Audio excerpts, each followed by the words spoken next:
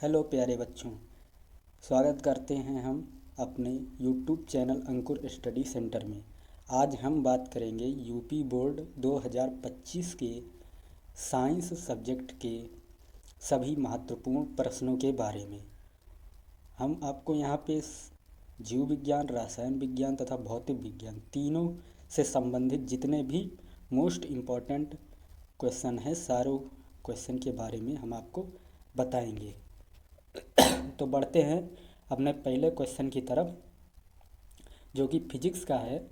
दिया गया है, पहला क्वेश्चन है परावर्तन के नियम बताइए।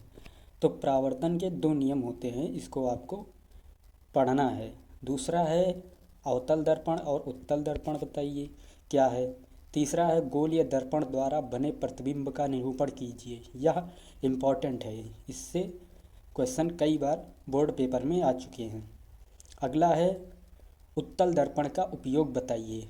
ये बहुविकल्पीय में आपसे पूछा जाएगा। अगला है गोलीय दर्पण द्वारा परावर्तन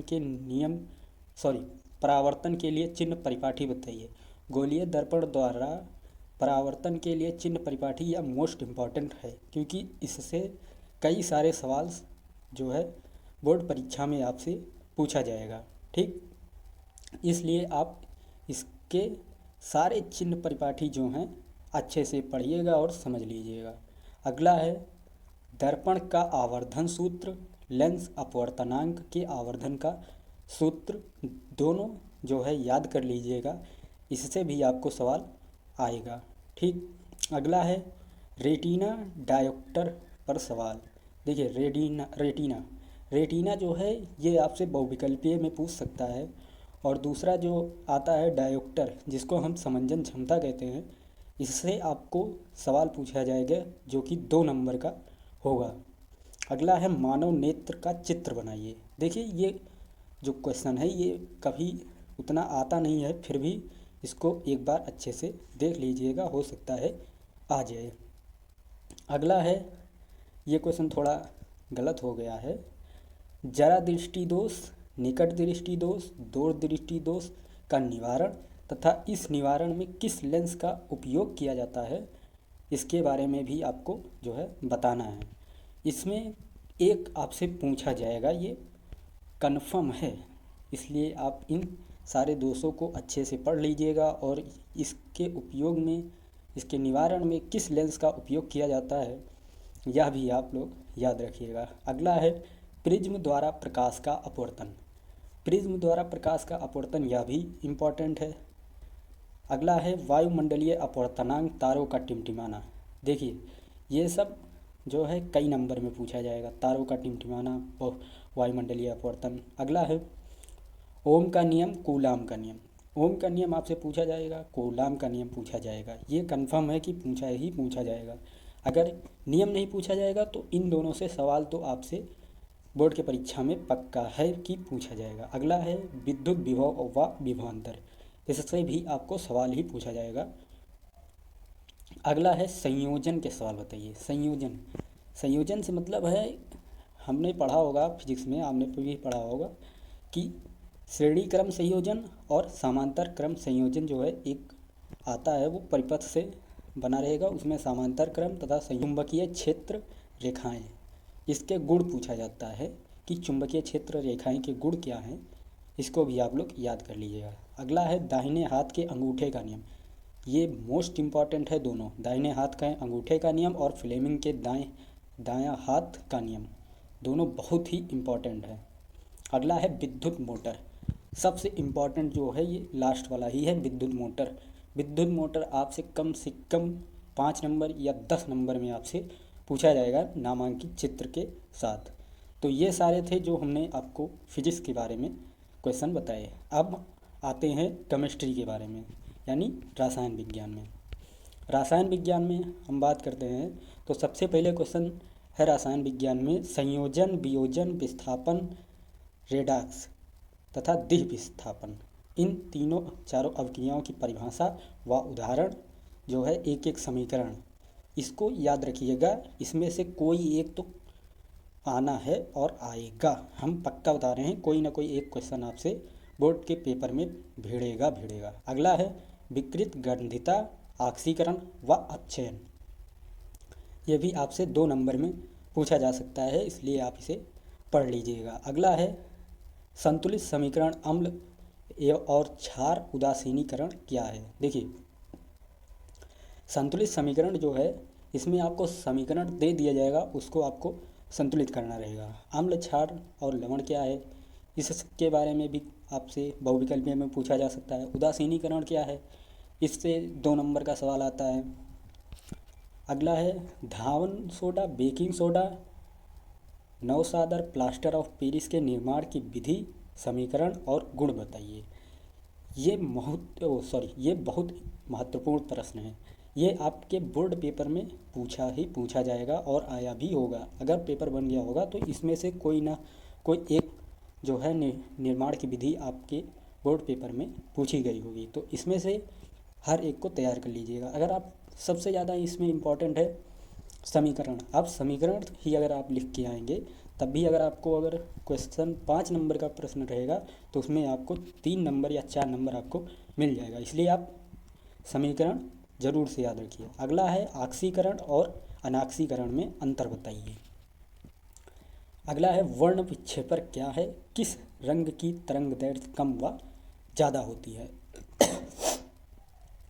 ये जो है, ये वर्ण विक्षेपण क्या है, किस रंग की तरंग दैर्ध्य कम व ज़्यादा होती है, ये दोनों में है। ये केमिस्ट्री में भी आपसे पूछ सकता है और यही क्वेश्चन आप जो है फिजिक्स में भी आपसे पूछ सकता है, ठीक है ना।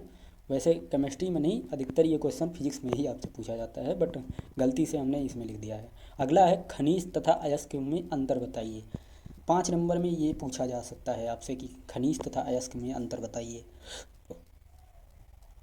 अगला है दैनिक जीवन में पीएच का महत्व बताइए। देखिए, दैनिक जीवन में हमारे पीएच का क्या महत्व है, ये आपसे पूछा जा सकता है। 3-4 नंबर में ये आपसे पूछा जाएगा। अगला है निस्थापन तथा भर्जन क्या है। निस्थापन तथा भर्जन ये भी आपसे पूछा जा सकता है, इसलिए इसको भी आप लोग तैयार कर लीजिएगा। अगला है विद्युत रासायनिक श्रेणी तथा सक्रियता श्रेणी, ये दोनों बहुत इम्पॉर्टेंट है, ठीक है ना। इससे आपको जो है सवाल तो आएगा ही आएगा, साथ में ये भी पूछ सकता है कि विद्युत रासायनिक श्रेणी क्या है, सक्रियता श्रेणी क्या है, इसकी परिभाषा बताइए। अगला है ब्लीचिंग पाउडर तथा कास्टिक सोडा, इसके भी निर्माण की आपसे विधि पूछ सकता है। ये कई बार ये पूछा जा चुका है, इसलिए इसे भी अच्छे से पढ़ लीजिएगा। अगला है संतृप्त हाइड्रोकार्बन तथा असंतृप्त हाइड्रोकार्बन क्या होते हैं। ये आपको बताना बहुत ज़रूरी है और आपको पढ़ना भी ज़रूरी है, क्योंकि आप अभी 10th में हैं। आप इसे पढ़ लीजिए, क्योंकि 11th और 12th में भी ये आपको मिलेगा।